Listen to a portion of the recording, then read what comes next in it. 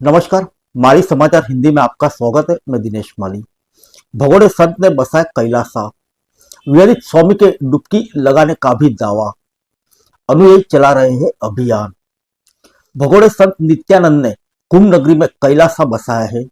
शिष्य ने महाकुंभ में विवादास्पद स्वामी के डुबकी लगाने का भी दावा किया।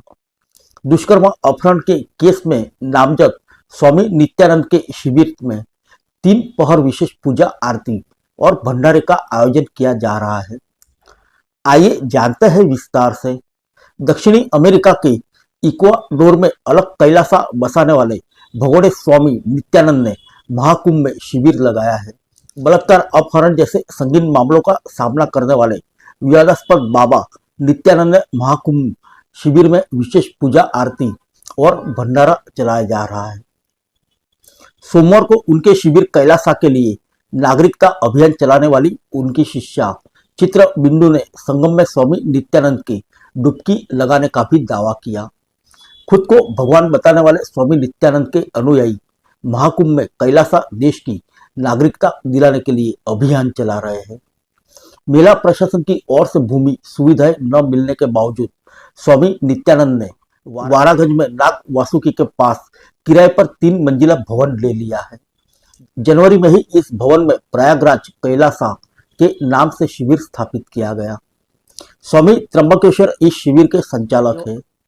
इसमें सेवा के लिए 3 दर्जन से अधिक शिष्य शिष्याओं को अलग अलग जिम्मेदारी सौंपी गई है। वहां स्वामी नित्यानंद की देवी देवताओं के बीच सबसे बड़ी प्रतिमा लगाई गई है, जहां अनुयायी सुबह, दोपहर और शाम स्वामी नित्यानंद की पूजा करते हैं। सुबह से देर रात तक भंडारा भी चलाया जा रहा है। प्रथम तल पर स्वामी नित्यानंद की प्रतिमा के समक्ष साधक और अनुयायी विशेष आराधना करते हैं। स्वामी नित्यानंद का यह शिविर 26 फरवरी तक चलेगा। प्रतिमा के पास श्रद्धालुओं को दर्शन कराने वाली उनकी शिष्या चित्रबिंदु और परमशिला ने महाकुंभ में स्वामी नित्यानंद की डुबकी लगाने का भी दावा किया है। बता दें, 2019 में दुष्कर्म अपहरण जैसे केस की सुनवाई में अपना पक्ष रखने की बजाय देश छोड़ने वाले स्वामी नित्यानंद ने इक्वाडोर में भूमि खरीदकर अलग देश कैलासा बसा लिया है। नित्यानंद की अपने देश की खुद की तय की हुई सरहद भी है और अलग संविधान भी है। हालांकि उनके देश को मान्यता नहीं मिली, लेकिन उनका अपना बजट और अपना अलग ही कानून है।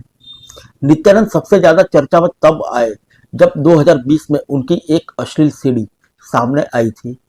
इस सीडी में वह साउथ सिनेमा की एक अभिनेत्री के साथ आपत्तिजनक स्थिति में दिखाई दे रहे थे।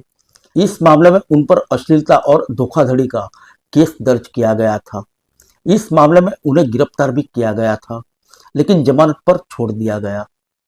2010 में ही अमेरिका महिला ने भी नित्यानंद पर दुष्कर्म का आरोप लगाया था। महिला ने दावा किया था कि धर्म के नाम पर नित्यानंद ने 5 साल तक उनके साथ दुष्कर्म किया। महिला ने बंगलुरु की बिदादी थाने में यह मामला दर्ज कराया था। इस केस का ट्रायल 2018 में शुरू हुआ, लेकिन नित्यानंद कभी अदालत पेश नहीं हुए।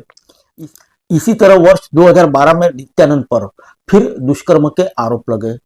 तब बवाल के बाद नित्यानंद फरार हो गए, लेकिन कुछ दिन बाद उन्होंने समर्पण कर दिया। इसके बाद 2019 में गुजरात के जनार्दन शर्मा पर उनकी 2 लड़कियों के अपहरण और बंदी बनाए रखने का मामला दर्ज कराया गया। स्वामी नित्यानंद के अनुयायी महाकुंभ में कैलासा के लिए नागरिकता अभियान चला रहे हैं। कैलासा देश की नागरिकता का आवेदन करने के लिए फॉर्म भरवाए जा रहे हैं। उनकी शिष्या परमशिला ने बताया कि महाकुंभ में अब तक 2 लाख से अधिक हिंदुओं ने कैलासा की नागरिकता के लिए आवेदन किया है। ऐसे में सभी नागरिकों की सूची तैयार की जा रही है। फिर मिलेंगे अगले बुलेटिन में अन्य किसी खबर के साथ। तब तक के लिए इजाजत दीजिए। नमस्कार।